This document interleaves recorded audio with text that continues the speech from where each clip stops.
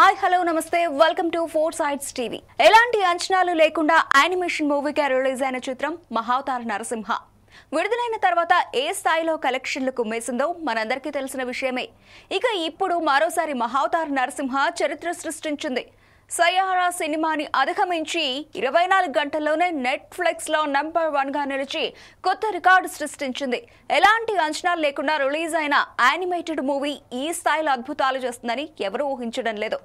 ఈ సినిమా అనేది ఫిల్మ్ ఇండస్ట్రీకి కొత్త దారులను చూపించిందనే చెప్పాలి. ఫ్యూచర్ లో హీరో హీరోయిన్స్ లేకుండా కూడా సినిమాలు తీసి సూపర్ హిట్ చేయొచ్చని నిరూపించిన చిత్రంగా మహావతార్ నరసింహ నిలిచింది.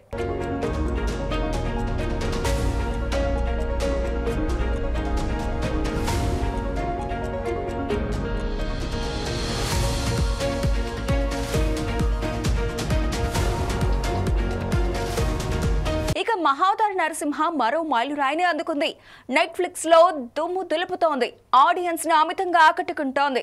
24 గంటలకు పైగా నెట్ఫ్లిక్స్ లో నంబర్ 1 గా ట్రెండింగ్ లో నిలిచి భారతీయ యానిమేటెడ్ సినిమాలకు కొత్త ప్రమాణాలను నిర్దేశిస్తోంది. ఈ దేవుడికి సంబంధించిన కథను చూడడానికి తండోపతండాలుగా ప్రజలు థియేటర్స్ కు తరలివచ్చారు. ఇప్పుడు ఓటీటీలో కూడా సరికొత్త ట్రెండ్ సెట్ చేస్తోంది.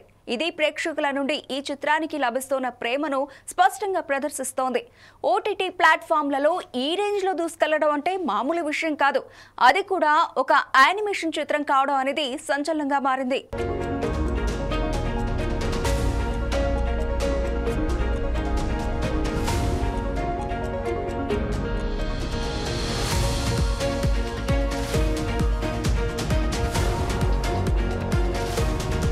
మహావతార్ నరసింహ సినిమాకి డైరెక్టర్ అశ్విన్ కుమార్.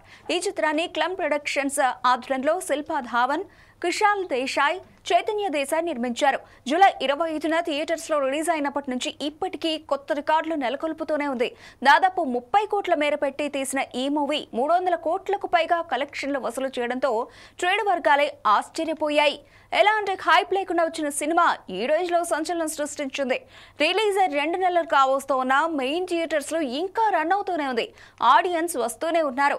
ఎన్ని కొత్త సినిమాలు వచ్చినా దాని ముందు నిలవలేకపోయాయి. స్టార్ హీరోల సినిమాలను తట్టుకొని మహావతార్ నరసింహ చిత్రం నిలబడింది.